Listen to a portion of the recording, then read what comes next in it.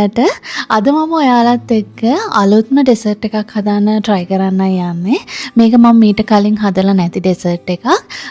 මේක මම දැන් ටික කාලයකට කලින් social media එකේ දැක්කේ. දැක්ක ගමන් මට හිතුණා මේක මාර රස ඇති කියලා. මොකද මේකට දාන ingredients උත් එක්ක ඒ වගේම මට මේක හදාන්න මාර ආසාවක් ආවා.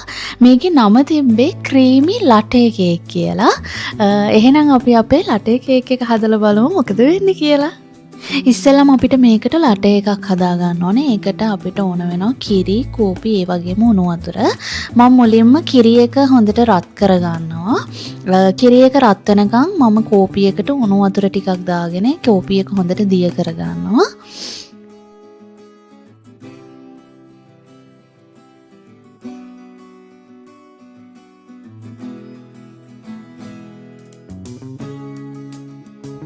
දැන් මගේ කිරි එක හොඳට රත් වෙලා ඉවරයි. මම දැන් මේකට අපේ හදාගත්තු කෝපි මිශ්‍රණය දාලා හොඳට කලවම් කරගන්නවා. කලවම් කරගෙන මේක මම පැත්තකින් තියලා තියෙනවා ඉතුරු මිශ්‍රණය හදා ගන්නකම්.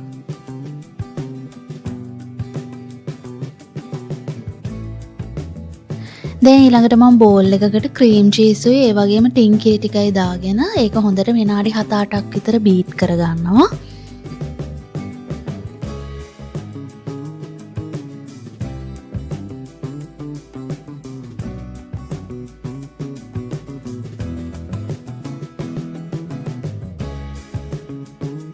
ඊළඟට මේකට විපින් ක්‍රීම් ටික එකතු කරගෙන ආයෙත් මේක බීට් කර ගන්න ඕනේ විනාඩි 7-8ක් විතර.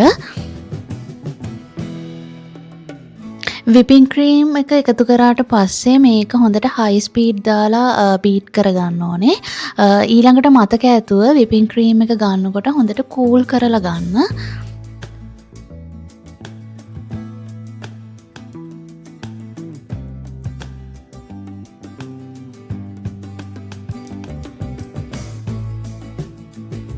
දැන් ඔයාලට පේනවා ඇති මේකේ කන්සිස්ටන්සි එක කොහොමද කියලා. ඔන්න ඔය විදිහේ කන්සිස්ටන්සි එකක් එනකම් මේක බීට් කරගන්න ඕනේ. දැන් මම ක්‍රීම් චීස් මික්ස්චර් එක හදලා ඉවරයි. දැන් ඊළඟට තියෙන්නේ ලටේ කේක් එක හදාගන්න. අද මම මේකට 4S ඩිෂ් එකක් තමයි පාවිච්චි කරන්නේ. දැන් ඊළඟට මේක හරි ලේසි වැඩක්. බිස්කට් පුඩින් එකක් අපි නෝමලි හදා ගන්නවා වගේ තමයි. බිස්කට් ලේයර් එකයි ක්‍රීම් චීස් ලේයර් එකයි මාරුවෙන් මාරුවට අපි කැමති ලේයර්ස් ප්‍රමාණයකට මේක හදා ගන්න තමයි තියෙන්නේ.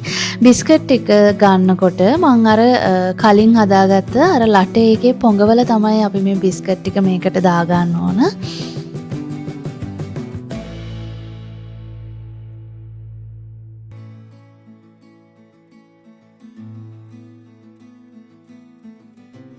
ඉතින් ඔයාලට මම මේ ලටේ කේක් එක හදාගන්න ගත්ත ඉන්ග්‍රීඩියන්ට්ස් ඒවල ප්‍රමාණව දැනගන්න ඕන නම් මම ඒව ඔක්කොම ඩිස්ක්‍රිප්ෂන් බොක්ස් එකේ දාලා තියෙන්නේ.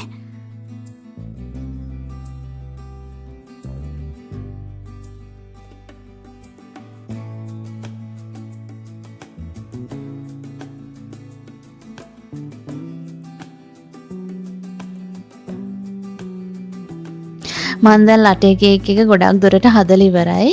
මේ අන්තිම ක්‍රීම් චීස් ලේයර් එක තමයි දාගන්නේ. මේක උඩට ක්‍රීම් චීස් ලේයර් එකක් එන විදිහට තමයි ෆිනිෂ් කරගන්න ඕනේ. මොකද මේකේ උඩට අපි චොක්ලට් සෝස් එකක් දාගන්නවා.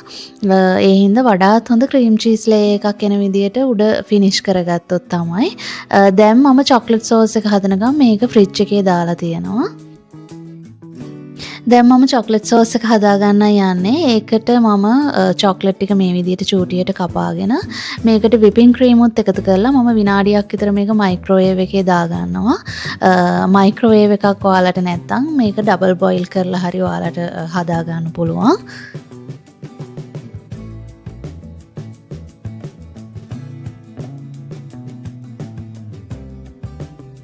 මේ තියෙන මං හදාගත්ත චොක්ලට් සෝස් එක හොඳට මතක තියාගන්න මේක මයික්‍රෝවේව් කරලා හොඳට විනාඩි 5-10ක් විතර තියාන්න නිවෙන්න.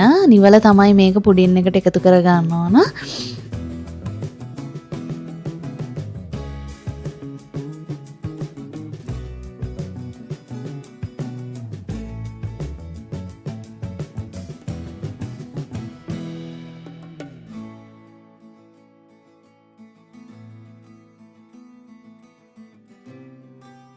දැන් මම චොක්ලට් සෝස් එකක් දාගත්තට පස්සේ මේක පැයක් දෙකක් විතර හොඳට කූල් වෙන්න ෆ්‍රිජ් එකේ දාලා තියෙනවා.